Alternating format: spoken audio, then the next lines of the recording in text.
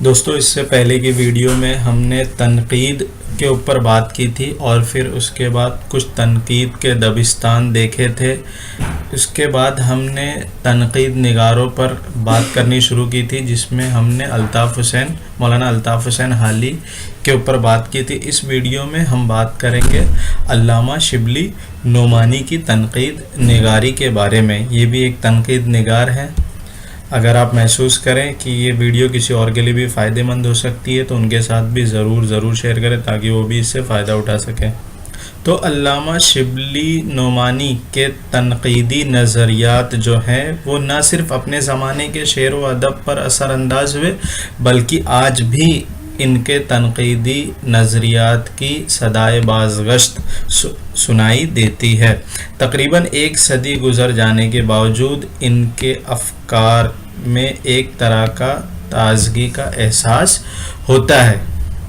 اگر دیکھا جائے تو حالی اور شبلی یہ دونوں کے تنقیدی جو نظریات ہیں ان میں ایک دوسرے کے ضد معلوم ہوتی، یعنی ایک دوسرے کے اپوزٹ یہ معلوم ہوتے ہیں. دونوں کے خیالات میں ایک بنیادی فرق ہے، فنڈامنٹل ڈیفرنس ہے. وہ کیا ہے کہ مولانا حالی افادی ادب کے علم بردار ہیں، یعنی وہ مولانا حالی کو ادب سے افادیت اور مقصدیت چاہیے جبکہ علامہ شبلی کا یہ معاملہ نہیں ہے. تو مولانا حالی افادی ادب کے علم بردار ہیں، شاعری سے وہ زندگی کو سنوارنے اور بہتر بنانے کا مطالبہ کرتے ہیں، جبکہ علامہ شبلی کا شاعری سے اصل مطالبہ یہ ہے کہ قاری کو انبساط یعنی خوشی، انبساط کی دولت عطا کرے اور بس اس کے لیے شعر میں حسن کاری ضروری ہے. شبلی شاعری کے اس پہلو یعنی حسن کاری کو خاص اہمیت دیتے ہیں اور مولانا الطاف حسین حالی افادی اور مقصدیت کے پہلو پر زور دیتے ہیں. اب اس سے پہلے بھی ہم نے لفظ اور معنی پر ڈسکشن کر چکے ہیں، تکرار کر چکے ہیں. یہاں پہ بھی دیکھتے ہیں لفظ اور معنی کی اہمیت کی تکرار میں حالی معنی کو اہمیت دیتے ہیں، یعنی مقصد کو اہمیت دیتے ہیں، جبکہ علامہ شبلی لفظ پر زور دیتے ہیں. تو یہ فرق ہے کہ مولانا الطاف حسین حالی معنی پر زور دیتے ہیں اور علامہ شبلی لفظ پر زور دیتے ہیں، کیونکہ علامہ شبلی کے نزدیک رنگینی و رعنائی شعر کا اصل وصف ہے.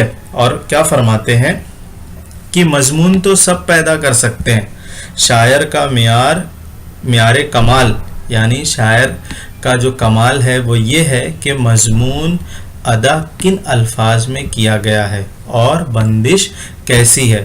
اور حقیقت یہ ہے کہ شاعری یا انشا پردازی کا مدار زیادہ تر الفاظ پر ہی ہے. گلستان میں جو مضامین اور خیالات ہیں ایسے اچھوتے اور نادر نہیں، لیکن الفاظ کی فصاحت اور ترتیب و تناسب نے اس میں سحر پیدا کر دیا، جادو پیدا کر دیا. تو یہ کس کے الفاظ ہیں؟ یہ علامہ شبلی نعمانی کے الفاظ ہیں. اسے جو ہم نے ڈسکشن کیا کہ علامہ شبلی نعمانی لفظ پر زور دیتے ہیں اور یہ ان کی یہ جو انہوں نے کہا اس سے یہ بات بھی ثابت ہو جاتی ہے. علامہ شبلی کی تنقید نگاری میں دوسری جو چیز ہے وہ ہے میناکاری. تو میناکاری یعنی سجاوٹ. تو میناکاری کو علامہ شبلی شاعری کے لیے ضروری خیال کرتے ہیں. ان کے برعکس، ان کے اپوزٹ مولانا حالی سادگی کو شعر کا حسن خیال کرتے ہیں.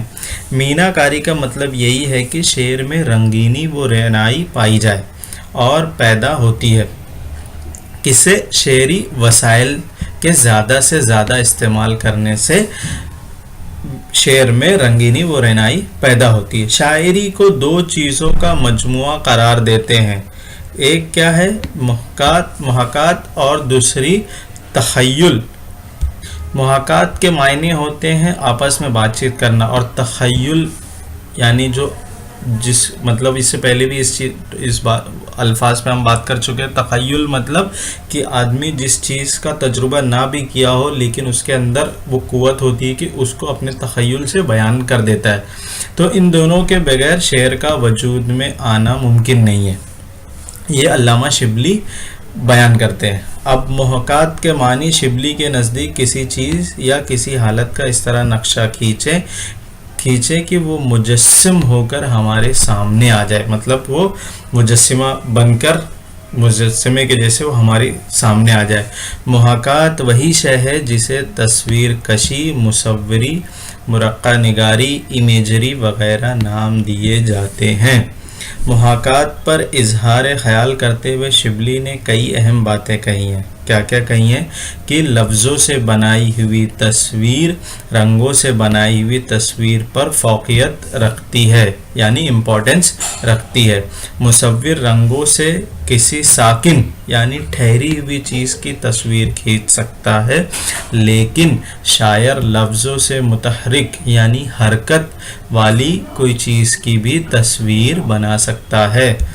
مثال کے طور پر دریا کا بہنا، سبزے کا لہلہانا وغیرہ، اس کی تصویر ایک شاعر اپنے الفاظ سے کھینچ دیتا ہے.